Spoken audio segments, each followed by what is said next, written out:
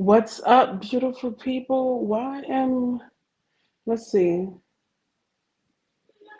1 second. Okay, all right. Let me just check on my phone if we're streaming on both Facebook and Instagram. Let me just check real quick because sometimes technology be bugging. 1 minute. Let me check. I'm so excited to share this information with y'all today. You have no idea. Like, I'm hyped. I'm just doing some tech. Okay, all right. So we're good. We're on Facebook. Let me check YouTube. You gotta double check this, you guys. Let's see. I hope y'all having a good Thursday. It's a beautiful sunny day in New York. Definitely enjoying the last days of summer because I'm a summer baby, but I'm also an island gal, so I love the warmth. All right, so we are on. Now I'm gonna share some of this and then we're gonna get started. Oh, okay. Let me share this. All right, you guys. If you're joining us right now, don't be afraid to share, y'all. Send this with to the dreamers that you know. If you're the dreamer, if you're the person that wants to move abroad somewhere, save it, share it, comment, tell me where you want to go. I'm just setting up. Give me a second, and then we're gonna get started. If you're here with me, let me know if you can hear me good. All right, let me know if you can hear me. I'm gonna be looking at my phone as well, just to make sure we on point. All right, um, I'm just gonna share this and then we're gonna get started. Okay, where y'all watching from? Tell me where you're watching from. Put in the comments where you at.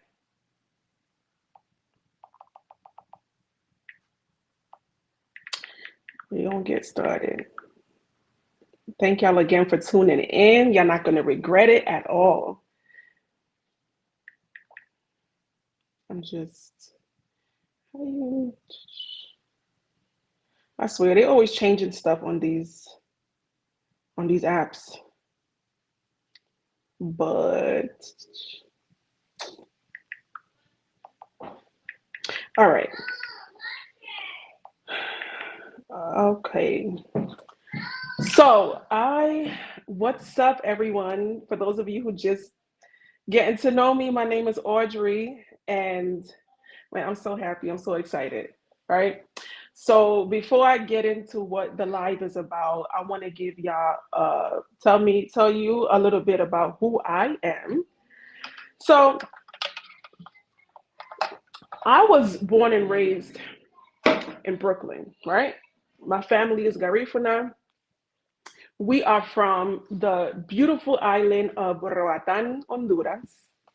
And so both of my parents are from there, right? So this little city girl, when I graduated from college in 2011, I moved to Roatan, which was like, it was so bizarre to my family, to friends, because who graduates from college and then just goes back to what people call a third world country, right? Um, I didn't have a plan at all. I did not have a plan. I just felt like the opportunity came up. I was single and really didn't have any ties in New York, so I said, let me just be out. It was my sister who actually left first, and then since she was already there, I was like, well, I might as well go and see what's up. But I had no idea when I left to Roatan that it was going to turn into this 11-year journey. I had no idea that I would be living there and like actually make a life there. I wasn't well, I'm not retired yet. I'm not, of course I'm not retired age, but most people who leave, like they're young because their parents send them back home. You know how they used to do, right?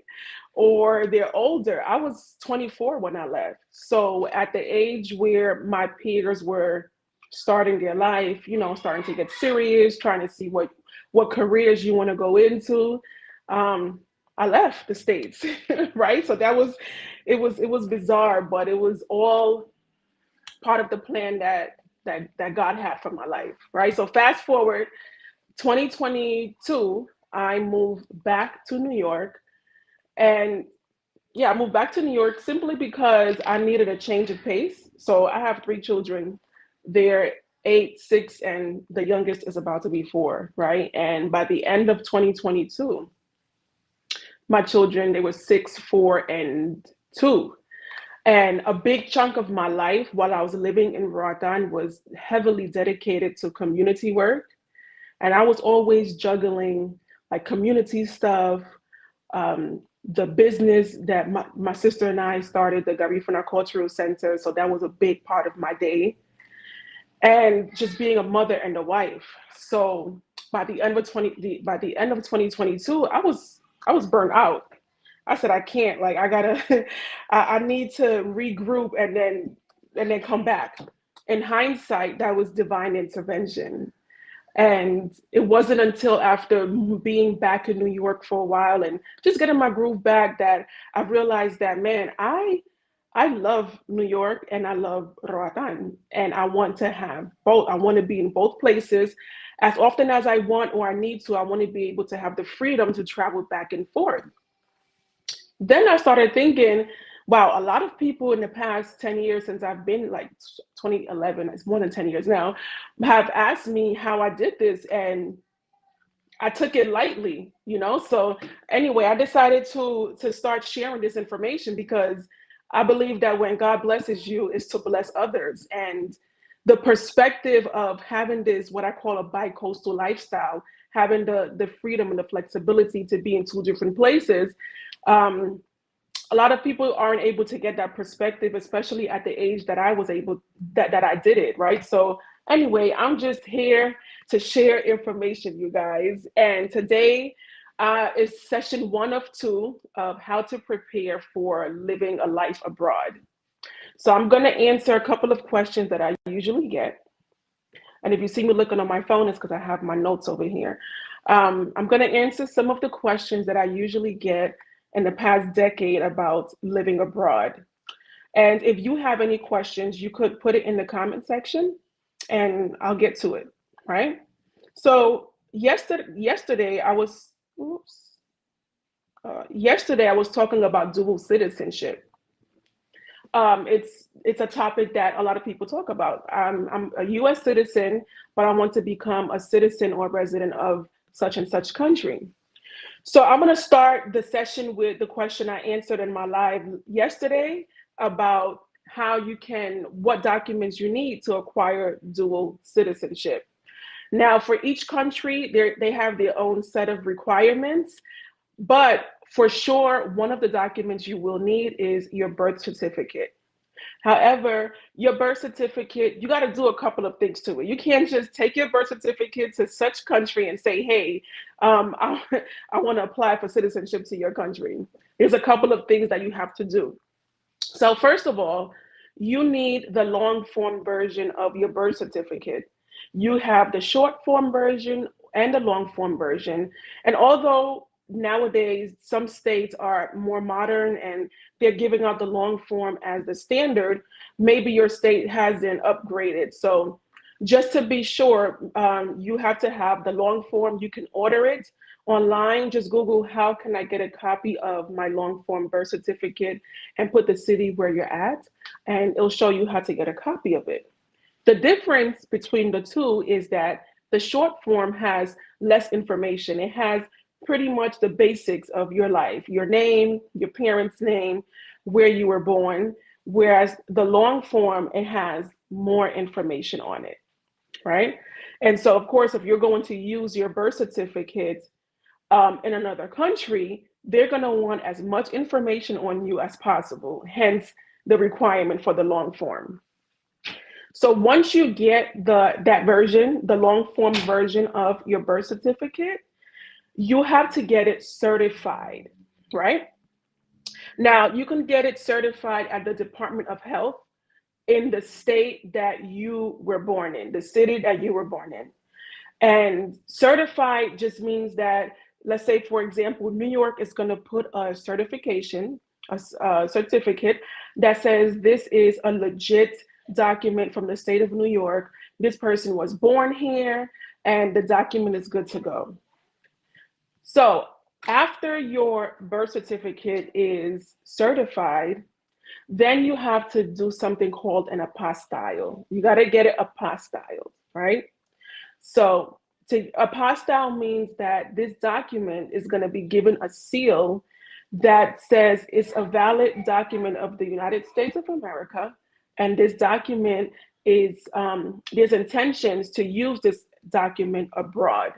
So that seal lets the country that you're applying for residency or citizenship to, it lets them know that this document is legit, it's from the United States of America, and this is not a scam, right? So you can get that apostilled at the Department of State, wherever you're from, right? So once you have all of that done with your birth certificate, the last step is to translate all of those documents into the official language of the country that you're going to move to. Okay, so that's just one of the documents that you'll need. They'll also want that with birth certificate, with death certificates, birth certificates, marriages, divorces. It's usually going to be the same step, right? But again, check with the country that you're going to move to for what their specific requirements are. All right. So staying on the topic of dual citizenship, my Honduran people, my Garifuna people, a lot of y'all have asked me, well, I'm the son or the daughter of a Honduran. How can I get my citizenship? Because no, I'm not. Sorry. How can I get my dual citizenship if my parents are from Honduras or Guatemala or Belize or Nicaragua? How can I get my dual citizenship as well? Wait, Amira. Sorry. No, mamita. Mompreneur life be like, okay, so first of all, it is your birthright to become the citizen of a country where your parents are from, at least for Honduras. Again, check the requirements for other countries, but at least in Honduras, if your parents are from Honduras, it is your birthright to become a Honduran as well. And if you live in the United States, the easiest way to do this is if you're not traveling back and if you don't have plans to visit Honduras at least 3 times in 1 year, I would hire a lawyer to do this because it takes a little bit going back and forth with the registrar of persons, el registro de personas in Spanish. You got to go back and forth. And if you don't, this office is in Tegucigalpa. So you may not live in Tegucigalpa. Like in my case, I live in Roatan. So I didn't pay a lawyer simply because I was living in Honduras at the time, and my husband's family, they have connections in Tegucigalpa. So since I had the time and I was with people who knew the place, I just did this process on my own. But if I didn't live in Honduras and I didn't have the people, I would hire a lawyer. So what you need to ask your parents for their copy of their Honduran birth certificate, whether it's your mom or your dad. If both of them are from Honduras, then ask both of them for a copy of their birth certificate. You also need a copy of their cédula, which is the Honduran ID, right? And once you have those copies, that's enough to prove to Honduras that it is your birthright to apply for Honduran citizenship. Now, but however, if you hire a lawyer, Without doing what I told you with your birth certificate, it doesn't matter if you have a copy of all of your parents' documents. In order to get the process started, you first need all of your US documents apostilled and certified. And then you send it to Honduras, whether you're doing it by yourself or you're doing it with a lawyer, right? So even if you're hiring a lawyer, the lawyer cannot work on your case if he doesn't have your required US documents apostilled, certified, and translated into Spanish. So once you get that and you get your parents' stuff, you these documents go to the registro de personas. And the reason why you're unable to do this, there are local registrars of people or registros de personas. Like if talking about Honduras specifically, if you're from like Trujillo or Santa Fe, Noa Mira or La Ceiba or San Pedro, they are local registrars. But because this is applying for Honduran citizenship, you have to go to the main one, which is in Tegucigalpa, which is the capital, right? So those documents have to go there. Now, once they go there, you wait a couple of months. I would say give yourself at least 6 months minimum before you start checking and calling and seeing what's up. Give it at least 6 months. So after 6 months, what you'll receive is you're going to receive a Honduran birth certificate. Yes, you'll receive a Honduran birth certificate, and that birth certificate will have your Honduran ID number. So that is like what we call our social security number here in the US. On the cedula or the Honduran ID, there's a number on it. And that number is given to you first on your birth certificate, right? So that is your like social security number for Honduras. Now, once you have your Honduran birth certificate, you take that birth certificate and right there as well in the registro de personas. Now for this process, you don't need a lawyer. You can do that once you have your Honduran birth certificate. You can do this next step that I'm telling you at your local registro de personas or registrar of persons in Honduras, or if you're in the US, you can do it at the Honduran embassy in the city nearest you, right? You take your birth certificate, the Honduran one, and then with that you can apply for your cedula or AKA your Honduran ID. Now, yeah, it's a process, right? Once you have your Honduran ID, now you have walking proof that you are a Honduran citizen. And with that Honduran ID, the ID serves not only as your ID, but like I said, as like your social security number. So it's not something you want to be showing everybody either, that number. Once you have that, then you can apply for your Honduran passport if you choose to do that, right? And that's how you get your dual citizenship if you are the child of a Honduran parent. And it could be one parent. It doesn't have to be both. It could be just one parent. And once you have your Honduran citizenship, if you have children, even though they were born in the US just like you can also apply for their Honduran citizenship as well. All right. So let's go to the next question. What are the benefits of acquiring dual citizenship? Well, let me start off. There's a lot of benefits, but since the elections are coming up, right? It's if things go left in one country, simply it's great to have a plan B. It's great to have a plan A, B, and C. You just never know in life what's going to happen, and you don't want to put all of your eggs in one basket. So it's great to simply have options. So that's my number. That's like the number one reason you have options, right? Number two, when you have dual citizenship, the same rights you have in the United States pretty much are the same rights that you have in that country.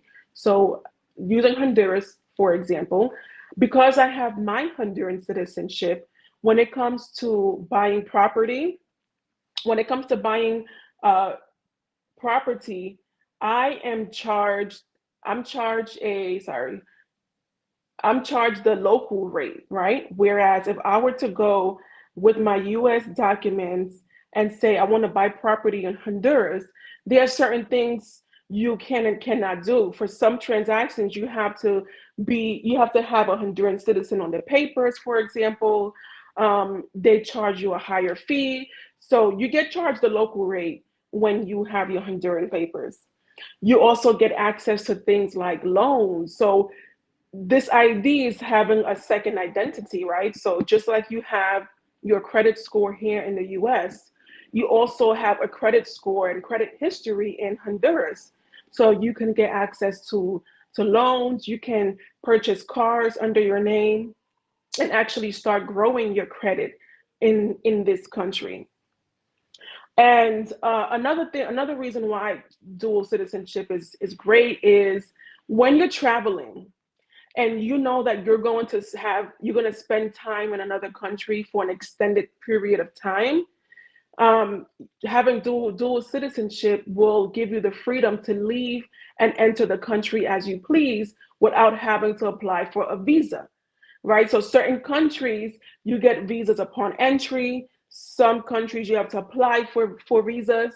Well, if you're a citizen or a resident of that country, you don't have to go through all of that loop, right? So since I lived in Honduras for the first couple of years that I lived in Honduras, that I didn't have my Honduran ID, I didn't have my dual citizenship, I would get charged a fee every time I went to visit New York. They would charge me an overstay fine because when you enter Honduras, your passport as an American citizen, a US citizen, your passport gets stamped with a 90-day stamp, and every country is different. So make sure you research the entry and exit requirements of the country that you're interested in moving to or spending time in, right? But in Honduras, you get a 90-day stamp as a US citizen. So that means that after 90 days, if you want to travel back to the United States, Honduras charges you a fine. And every month after the 90 days that you stay in Honduras, the fine increases. So I think one year the fine they charged me was like 20,000 lempiras or something, and it starts out at 3,000. At that time, it started out at 3,000 something, the overstay fine, but each month it goes up. So my fine one year was like 20 something thousand. However, because I'm the child of a Honduran citizen, even though I didn't have my papers at that time, but I had my parents' birth certificate, they fined me, but they gave me the minimum fine. So I ended up paying less than that, right? So, but my point is that if had I had my Honduran papers at that time, it doesn't matter if I stay in Honduras for 2 years or 3 years, I'll never pay a fine to travel back to the United States because I'm now a Honduran citizen. So that's definitely a plus with being a dual citizenship is the ease of travel between the US and the country that you're going to be spending time in. All right. Next question. How can I travel with two passports? Which one do I use? So this question is for people who have two passports. They have dual citizenship, or that's the route that you want to go, and you're trying to figure out, well, then how do I travel? Well, you travel. Oh, sorry. You want to the country that you are traveling to. You're leaving the United States, and you want to go into Honduras. Again, I'm using Honduras because that's where I have dual citizenship at. You want to go to Honduras, right? The passport that you're going to use to leave the United States has to be able to pass immigration in Honduras. So it has to be able to pass immigration in the country that you're traveling to. So in my case, if I wanted to leave the United States with my Honduran passport, I could do that traveling to Honduras or use my US passport as well. But whatever passport you use when you check in at that airport has to be the same passport that you use to purchase that ticket. because the airlines have to double check that this person is from this country and everything matches. Because what happens is the airlines, they get fined for sending people to countries that they legally cannot enter into, right? So the passport that you use to buy your ticket, and if it's also the passport that can get you entry into the immigration of the country that you're traveling to, that's the one that you want to use.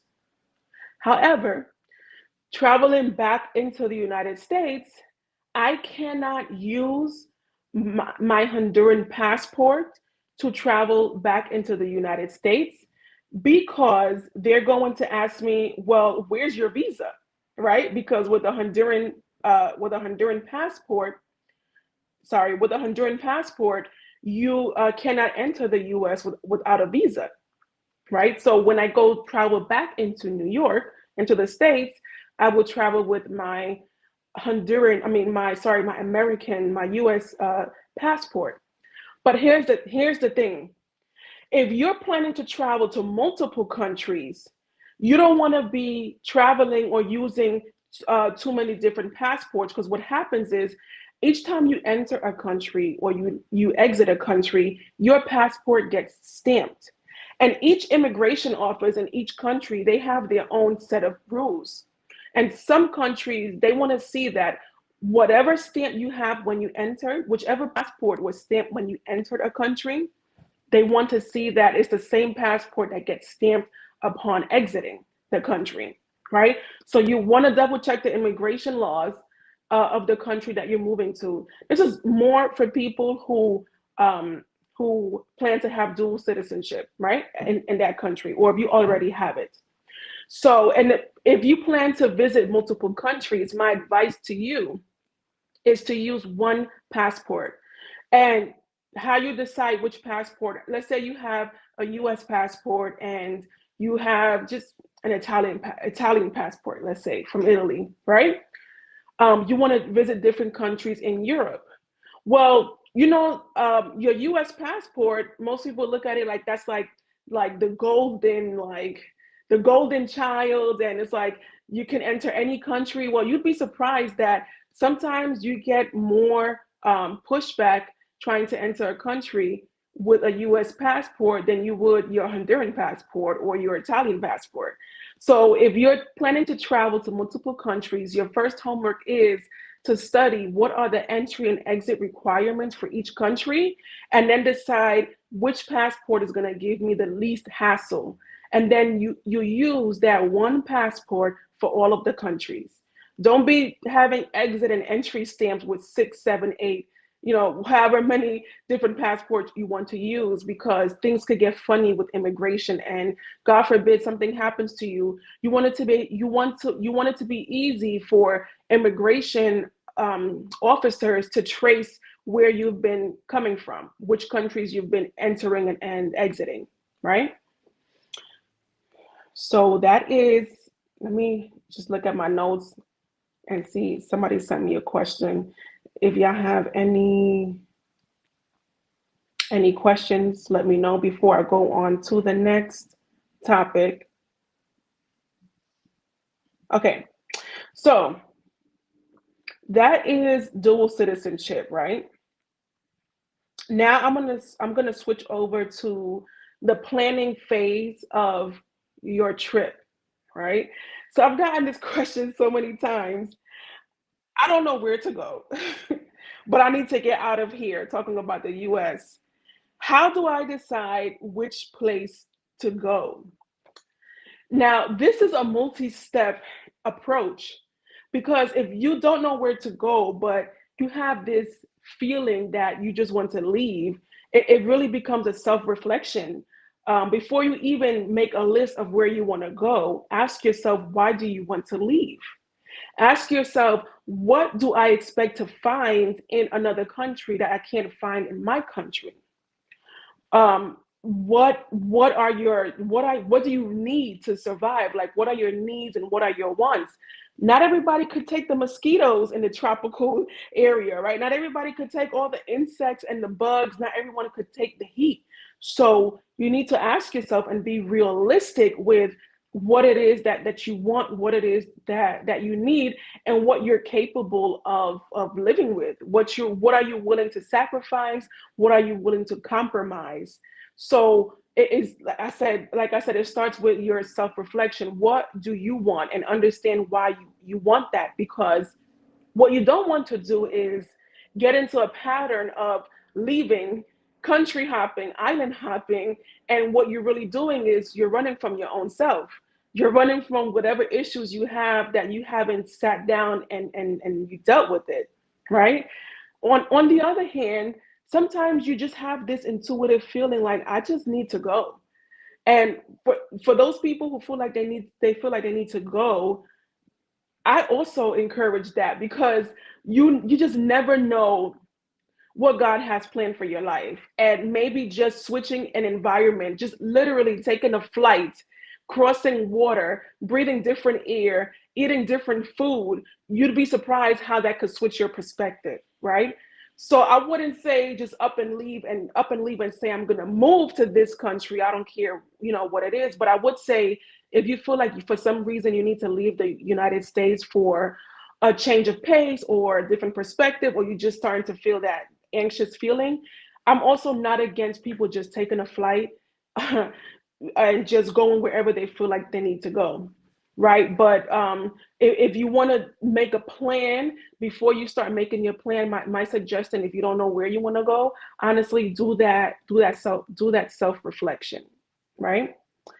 Now, if you'd already narrowed down your list to a couple of countries or maybe just one, then what you want to do is start virtually visiting these places.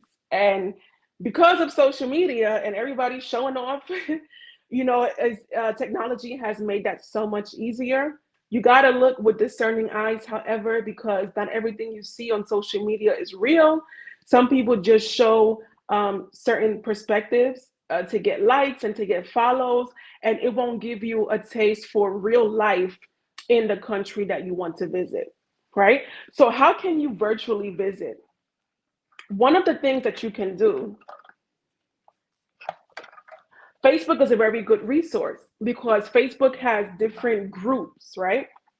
Let's say you want to move to Mexico is a common area.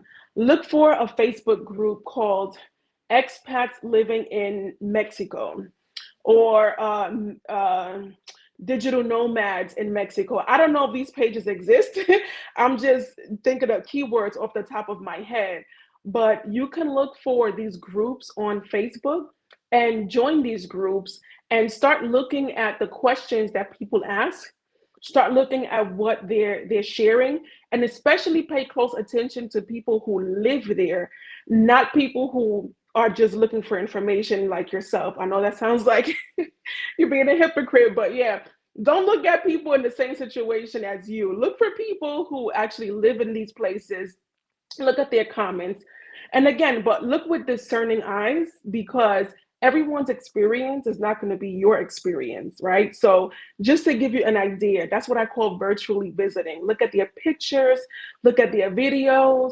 If you're a foodie, for example, you can search posts about the best restaurants in that area, in that, the group page, and actually go to the page of those restaurants, look at the menu. If you're into culture, look at cultural experiences and see what people comment. And if you see that one particular place keeps popping up, then do your own research. You can actually reach out to these places and reach out to these people just to get an idea of being in the place. Now, it's never going to be like actually visiting and talking to people in person, but like I said, you got to start somewhere. So, especially for those of you who have multiple countries that you want to visit, but you don't have the funds to visit all those countries, you better start doing your virtual travel, okay? The way I'm telling you to do it. Go on YouTube. There are influencers for every place that you want to visit. There are I hate that word, content creators, people who make content based on where you want to visit. So go on their page and look at things from other perspectives. Read the comments, what people are saying, how people are responding, and just do your own research. That's what I mean by virtually visit the place that you want to go to. Now, if you already made a choice, like I'm going to this country, this is where I want to go. I don't know if it's going to be part time or full time, but I definitely want to go there. Then what I highly suggest, number one, look at your calendar and see when can you travel to the country for 2 weeks at a time. I will do a gradually if after I would gradually increase the amount of time that I spend in the country that I want to eventually live in, part time or full time. So let's say you want to go to, let's say you want to go to Ethiopia. So you can go to Ethiopia for 3 weeks, for example. And if you like it, if you feel good, and but you still haven't gotten a real gist of life there, then plan another trip. But this time, instead of 3 weeks, see if you can go for 3 months, like that. And as you're visiting, as you increase the amount of times that you stay in the place, what you can also do is start getting the feeling for local life, right? So let's say you want to move to Mexico, right? Mexico, you see a lot of pictures and videos of people having fun, but do you know what it's like to pay your phone bill in Mexico, pay your gas bill? What is renting like? Do you know what it's like to own a house? How do you buy property? Where do you find a lawyer? And the reason why I ask these questions is, I make people think about this, is because vacationing in a place is one thing, but living in the place is a whole nother thing, right? When I was vacationing in Roatan, everything was all good, it was all sweet, it was all fun. And after living there, I started complaining about certain things, right? But so you that's why it's important when you're visiting these places, try shadowing somebody who's been living there, maybe someone who moved from the US and you connected with them. Just shadow them if you become friends with them, especially people with families, because living abroad with family, which is another topic that I'm gonna touch, is a whole different set of circumstances. So I'm a big believer in learning from other people's mistakes. I'm a huge believer in mentorship. Sometimes you don't have to go through the hurdles that other people went through just for you to end up learning the same lesson, right? That's exactly why I'm here doing this video today, because had I known what I know now back then a lot of what I wanted to accomplish would have been done. Like I would have avoided so many loopholes. But I'm grateful for all the experience, because otherwise I wouldn't be able to help other people, right? So yeah, so just live life like a local if you plan to spend time at this place you want to move to. Don't get caught up in the glitz and the glam and the honeymoon phase of the place, right? Okay. What was the next question? Okay, oh, the family. So if you're moving with a family abroad, then you really want to look into things like schooling, um, the health, right? The medical stuff, and extracurricular activities. And again, it's such a customized experience, because the question goes back to what type of life do you want to live abroad with your family? Are you going to be this live off the land, off the grid, I'm going to homeschool my kids? Or are you the family where you need to be on the grid, you work from home, you like a certain level of comfort, and you want to be close to the city so you can have access to everything? You need to ask yourself, what type of life do I want to live with my children? And then based on that life, you start researching the services that you're going to need for your child. And always keep an open mind, right? Just using my life as an example, my children started my oldest started pre-K. She started pre-K in Honduras, pre-K and then kindergarten. And the school that she went to, the reason why I took her to that school is because it's a private school that would give credits. Her education at this private school was on the level of the US. So it was important for me to know that whenever we leave Honduras and I have to put my kids back in the school system in New York or wherever I'm at in the States, that they're on the same grade level or higher, that their diplomas will be accepted. And so you have to, there are different private schools in Honduras, for example. So when you're looking for a school for your child, you want to find a school that if God forbid you got to go back to the States, or you know eventually you're going to go back to the States, you want to make sure your children are set up so that you won't put them behind when it comes to their education, right?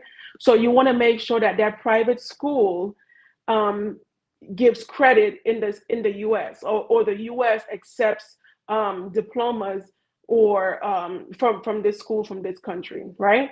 And so I was pleasantly surprised when Amina started school in New York that the level that she was on was high, because the school that she was in Roatan, the private school, they I guess they were doing really well, but I took my time to research which private school to send her to, right? So you really want to make sure you set up your kids, but also be aware of the extra services that your child might need, and know that it might not be available in the country that you're moving to, right? So people with children, my advice to you, you guys really need to keep an open mind, because you could have this whole elaborate plan and something happens to your child, and it's like, or you can't stay in this country because your child needs something that isn't available in this country.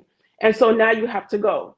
So when you start to have children, or you want to have children, my biggest advice is just to keep an open mind about moving back or moving around or customizing your experience for your children, right?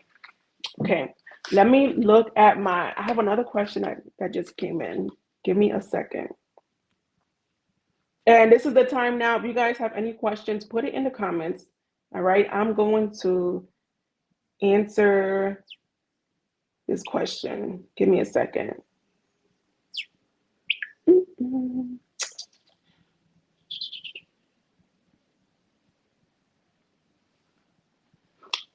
Okay, I got a question about someone who's on child support wanting to get child support, but I'm behind. A person on child support who's behind, but they want to get their Honduran passport. They're a US citizen, but they want to get their Honduran passport. Okay. Um, Honduras is going to give you your passport if you have, like I said, if you can prove that you're a Honduran citizen yourself. I'm not sure. If you are a Honduran citizen already, then you just need to go with your Honduran ID number to the Honduran embassy, and they'll give you your Honduran passport. They're not going to ask you about your American status, right? So, yes, you can get your Honduran passport. However, you could travel with it, right? You could leave the US, but you won't be able to come back, because you won't be able to enter the United States with your Honduran passport, because otherwise they're going to ask you for a visa, and then they're going to do all this research on you. And once they find out you're a US citizen that owes child support, then you guys know whatever legal ramifications that holds, you'll still have to go through it. So short answer is yes, even though you owe child support in the US, you can still get your Honduran passport, because they won't ask you about your US child support. All right? Okay. I have one more. Give me a second.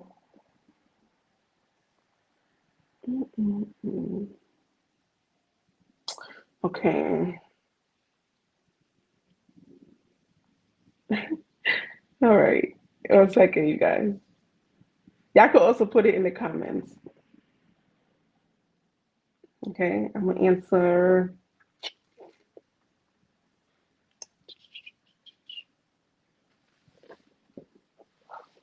Okay. All right. I'm unsure about staying overseas part-time or full-time? How can I make my decision? Oh, well, first of all, one of the ways that you can decide whether you want to be someplace part-time or full-time is the first thing I would do is look into the visa requirements, right? Because part time for you could be 6 months out of the year, but that might mean you're overstaying your visa in that country, right? So the first thing I would do is look at the visa requirements for the country you want to live in, part time or full time. And the reason why I say that is because let's say you want to go to Honduras and you only get a 3 month visa, then that has to go into your plan, right? Um, Even though I only get a 90-day visa while I'm in Honduras, I'm going to be here for 6 months. So I know I'm going to have to do XYZ. Like in Honduras, you could pay, I believe you could pay 3 months extension. Um, the laws change all the time. So that's why I said do your research. But yeah, that would be the first thing I would do is figure out the visa requirements, and then the next thing I would do is think about housing. If you're going to move full time, then are you looking into buying a house? Are you looking into building a house? Or are you going to rent? Right? If you're going to live part time, then do you want to get an Airbnb so that when you're not living in your place in your vacation home, you could rent it out? Or are you just going to rent every time you come? So just think about the lifestyle that you want to live. But the first thing I would do is research visas, and then start researching about housing. So because if you're going to be there full time, then you might want to look into buying property, right? And do not buy property in any country, even if you Honduran, even if you're from the country that you want to move to, if you got roots, you need to connect with people who know the laws in the country that you're moving to. And so I am an advocate for dealing with realtors and dealing with lawyers because there are lands being sold where I'm selling you this land, yeah, because it's legitimately mine, but there's no road access going into my land. But you don't know that, right? You would have to deal with a realtor or an architect someone who goes to inspect the land, and they will say, hey, Audrey, you're about to buy this land, but there's no road access because somebody blocked this land a couple of years ago, right? Or another thing that a realtor can do for you is see if the property has been sold to someone else. Because if you're moving to a place where the records were not kept up, like back in the day in Honduras, even till today, people are buying land that already have deeds. People own it already. So you want to do your due diligence if you're thinking about buying property. Definitely link up with a realtor, a lawyer, an architect, and sometimes the lawyer or the realtor can actually help you to put your team together.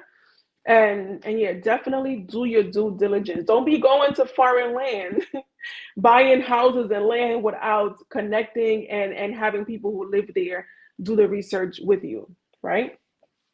So yeah, that was part-time, full-time. Now, the biggest question, and I'm gonna go more into detail about this in my next session next week. The biggest question, the biggest hurdle that people have when thinking about I want to move abroad is money, money, money. I don't have the money to move abroad. How can I make money to sustain myself living abroad? And this is such a multi-layered question. And my approach, and this is what my whole platform is, for me, right? This is me based on my experience, my perspective.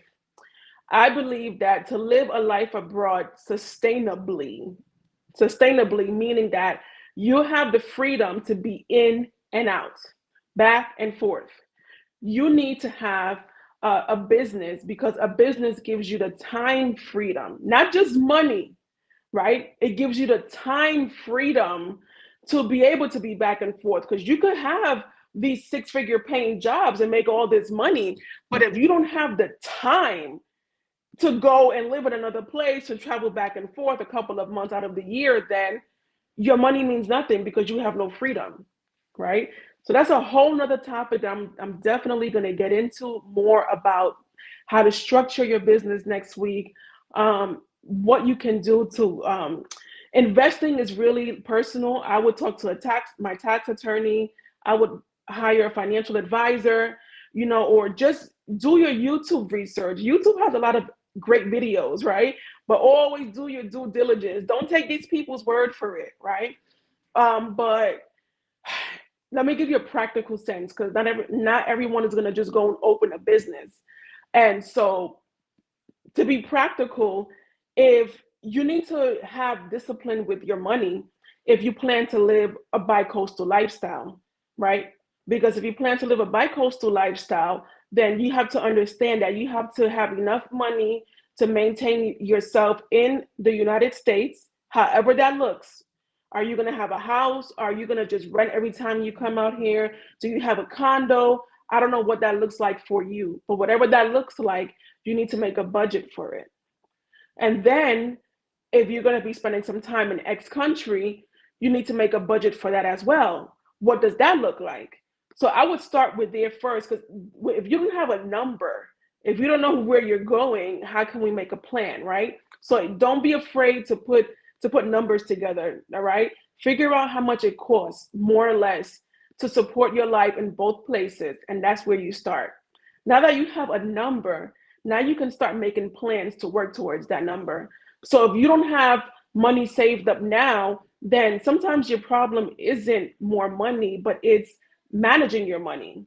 So how are you saving your money? What do you know how to save money? Most of us don't. We didn't grow up financially literate, most of us, right? So that's why I'm saying do your research, and only you know what you need help in. And sometimes you don't know what you need help in. And that's why I'm such a huge advocate for mentors and talking to people who've already done the thing that I want to do. Because wisdom and experience gives people a higher perspective in life, right? And sometimes we just don't have it. You have to admit it. I don't know. I don't come from this. And just talk to somebody who's been there, right? So make your budget, um, and just figure that out. Now, working as a digital nomad, working abroad is a whole nother topic. And like I said, I'm going to go more into this next week about how we can make money. Because I don't listen. While I was living in Roatan, I taught English class abroad. I was a virtual assistant. Um, what else I did? I taught English classes. I was a virtual assistant. I was I started freelancing digital marketing. I started my own digital marketing business. I tried so many businesses working working from home while I was in Honduras. So I'll definitely give you guys some more tips about that next week, about how you can work, what tools are out there, what platforms are out there to look for virtual jobs. Because most of the time, and like I said, it depends on what country you're visiting. If you're thinking about getting a job in Honduras, you ain't gonna make enough money to live, not even in Honduras, okay? Because the minimum wage is so low. And I just feel funny about someone who's from the US going and taking jobs from a place where there's already a lack of opportunity for jobs for the people who live there.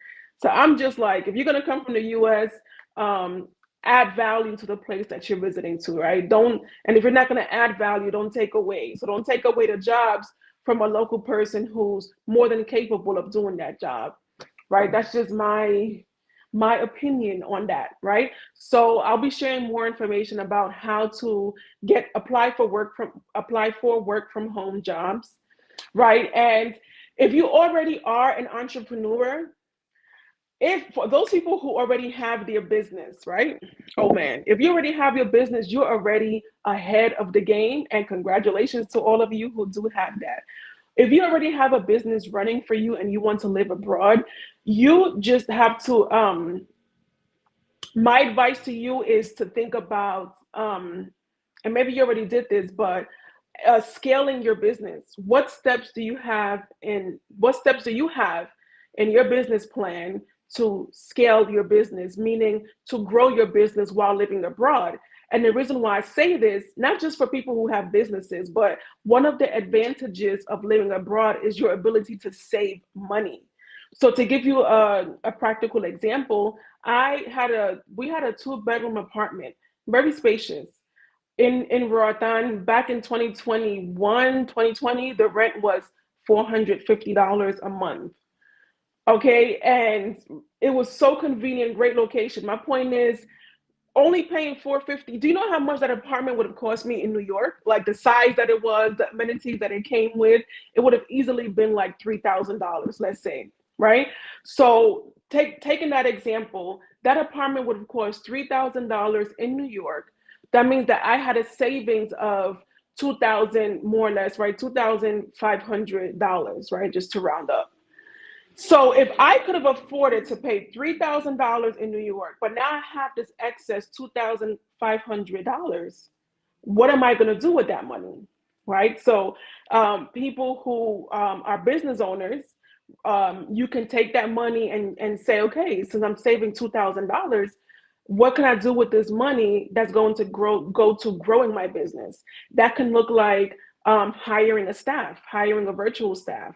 That can look like being able to buy more product. I don't know. It depends on what business you're on. My point is, most of the time, if you're going to be living abroad, and depending on where you're going, you're going to be saving a lot of money. So have a plan for the money that you're going to be saving, right? And so also again for my business owners, if you already have a business going, then you want to look into the logistics of the place you're going to move to. I have this business. You already know what you need to do for your business. So wherever you're moving to you have to be set up in a place that can allow you to work, right? Or if you don't plan on working, I don't know, it depends on your business, right? For example, if you need internet and you need fast internet, you need to make sure that you're going to move to a place because you could be just taking Roatan, for example, there are some parts on the island where internet connection is very hard to get.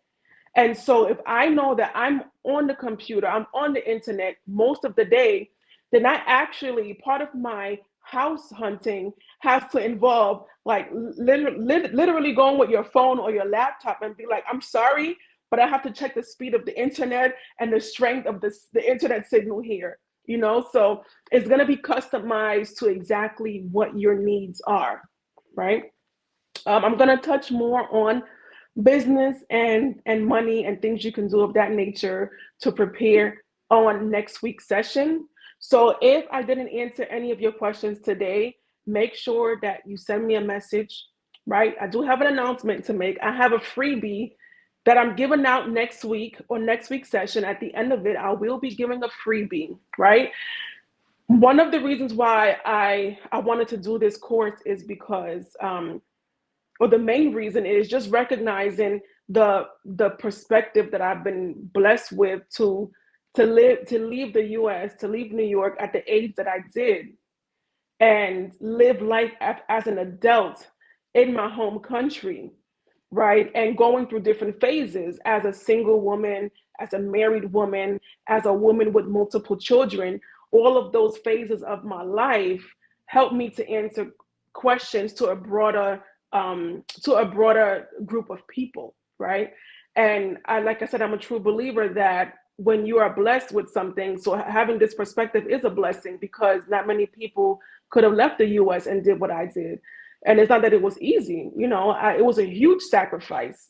And I'll talk about that another day, but it's not that it was easy, but yeah. So what I'm doing with this information, you guys, I'm actually putting all of this information into a course, right?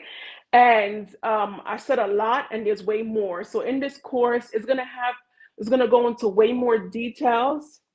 It's going to have links. It's going to have information like contact information that you might need for certain things. It's going to have templates so that the things that I'm telling you to do, you don't have to imagine how do I do it. I'll give it to you in the course and all you have to do is fill it in, right? My goal with this course is to help people get on their path to purpose.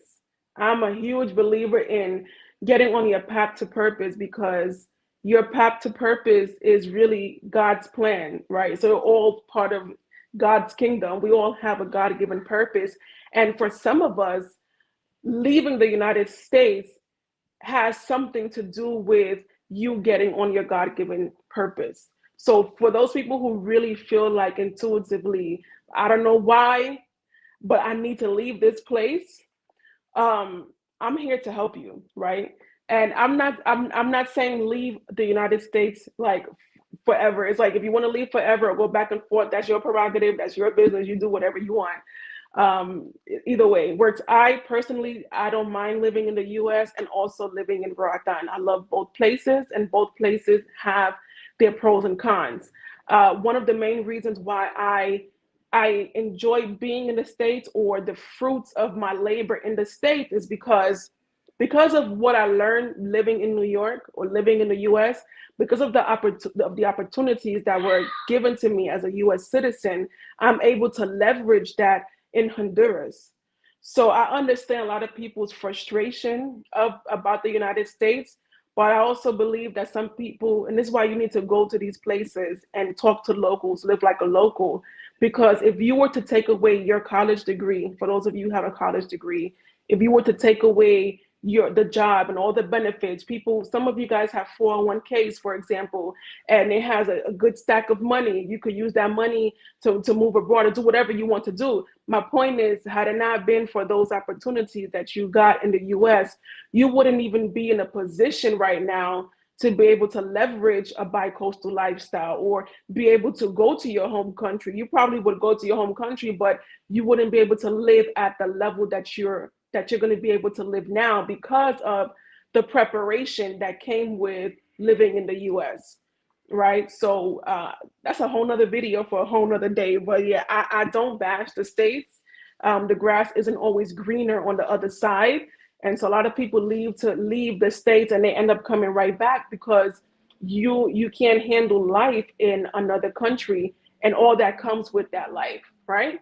So my whole thing is flexibility, freedom, and just if you feel like moving abroad is part of your God-given purpose and all you need is some guidance, I'm your girl, and that's why I'm doing it. That's why I have this platform.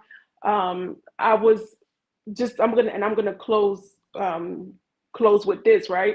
You never know why that intuition that you need to leave, right? In church the other day, one of my pastors, he said, a lot of people talking about I want to become the best version of myself.